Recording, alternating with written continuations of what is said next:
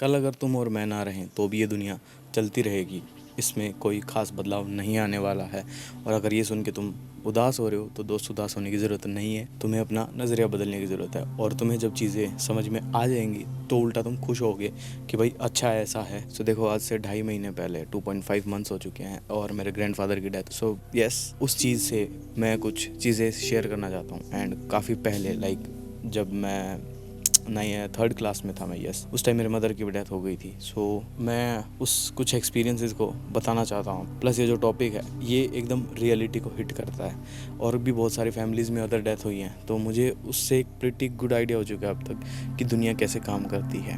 तो देखो, जब तुम या मैं चले जाओगे या कोई और इंसान जाता है तो देखो, एक बार तो वो सबकी नज़र में हीरो होता है, सब रोते हैं भाई, नेचुरल सी बात है, और वो फीलिंग्स होती हैं, we will cry. But the reality is, the harsh reality is that the world moves on. वो रुकता नहीं है, तेरे लिए, मेरे लिए, किसी के लिए नहीं रुकेगा दोस्त, वो चलता जाएगा। और वही प्रकृति का नियम है, नेचर ने ऐसा ही डिज़ाइन किया, ऐसा बनाया है। और मेन चीज़ ये है कि वो ज़रूरी है, एक्चुअली ऐसा होना चाहिए। अगर इमेजिन करो तुम्हारे जाने से पूरी दुनिया रुक जाए भाई, या फिर बहुत सारा चीज़ें रुक जाएं, तो वो फेयर नहीं होगा ना। नेचर को फ़र्क नहीं पड़ता।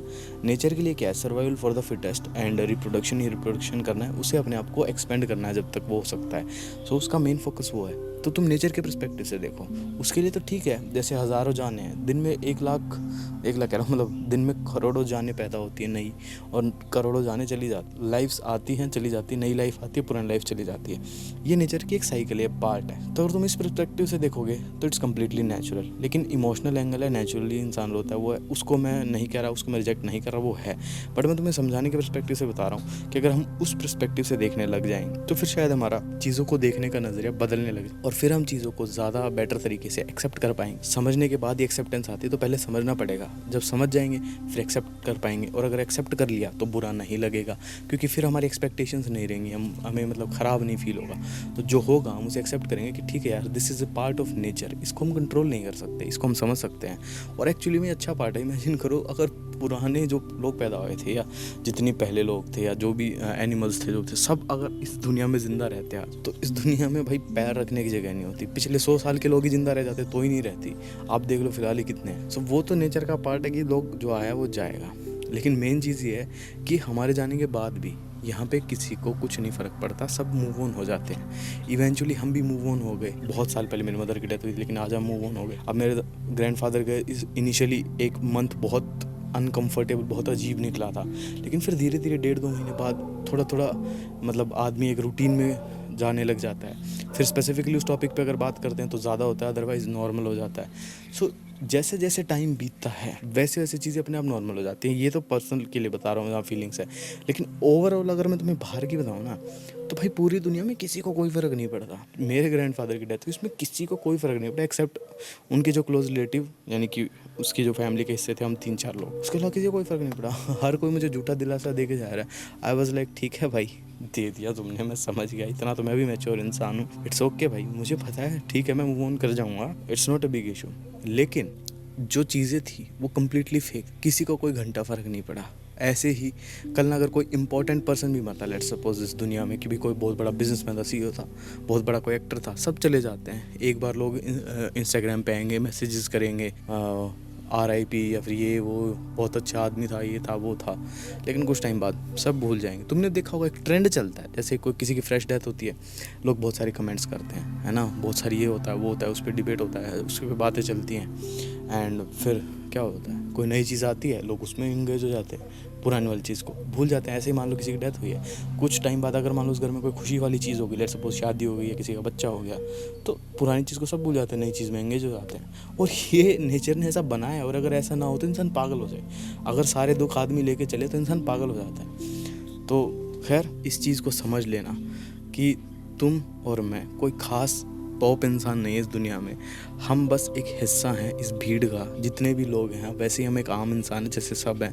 तो इस दुनिया में कोई भी आए कोई भी जाए, ना नेचर को फ़र्क पड़ता, ना दूसरी दुनिया को फ़र्क पड़ता, ना किसी जानवर को फ़र्क पड़ता। फ़र्क पड़ेगा तो बस तुम्हारे क्लोज वन को भी कुछ टाइम अपने आप को इतना स्ट्रेस में मत डाला करो। कहने का मतलब है लाइफ में थोड़ा चिल रहा करो, और इस चीज़ को समझ लिया ना तो आदमी बहुत खुश रहता है, क्योंकि आदमी का सबसे बड़ा डर ज़िंदगी में एक पॉइंट पे आके डेथ ही हो जाता है। वैसे तो रहता ही है स्टार्टिंग से, लेकिन एक पॉइंट पे आके कुछ ज़्यादा हो जाता है जब आदमी बूढ़ा होता है। तो अगर इस चीज़ को समझ लिया जाए कि ये नेचुरल पार्ट, तो ना तो ये किसी और के साथ होगा तब आदमी इतना फील करेगा, और ना वो खुद के लिए इतना डरेगा कि वो तैयार रहेगा। उसको पता है कि चल ठीक है यार, दिस इज़ अ पार्ट, ये होना है, आज नहीं तो कल होना है, और हो जाए ठीक है, कोई बात नहीं भाई, I am ready for it. और इस चीज़ से आदमी एक चीज़ और सीख ले सकता है यार, अगर पता है कल जाना है तो किसी को कोई फ़र्क पड़ना नहीं है, तो आदमी यार बेखौफ होके रहे, अपने ड्रीम्स को फॉलो करे, अपने पैशन को फॉलो करे, जो उसका दिल चाहता है वो करे। मैं पता है 3 साल कन्फ्यूज़न में था, मैं यूट्यूब वीडियो बनाऊँ ना बनाऊँ, यार कोई देख लेगा ये होगा। मैंने कहा चल ठीक है यार, देख लेने दे, जज कर लेने दे, कोई मेरा रिलेटिव या मुझे कोई जानकर अभी देख भी रहा है इस वीडियो को, ठीक है भाई, किसी को देखना है जो देखना है, सोचना है सोचिए, वो मेरे को कोई फ़र्क नहीं पड़ता। मैंने ये मेंटली यहाँ से बनाया अपने कि मेरे को भाई कल अगर मैं चला भी जाऊँगा तो ही फ़र्क नहीं पड़ रहा, तो मेरी इस वीडियो बनाने से उनको टेम्परेरी कोई फ़र्क पड़ता होगा तो पड़ जाने दे, वैसे भी उससे कोई फ़र्क नहीं पड़ेगा, सब देख के मूव ऑन हो जाएंगे कि ठीक है भाई ये अपना काम कर रहा है, हम अपना करेंगे। तो और उसके अलावा भी तुम बहुत सारी चीज़ें ऐसी कर सकते हो, जैसे कुछ लोग प्रेशर में रहते हैं कि यार लोग क्या सोचेंगे, ये करूँ ना करूँ।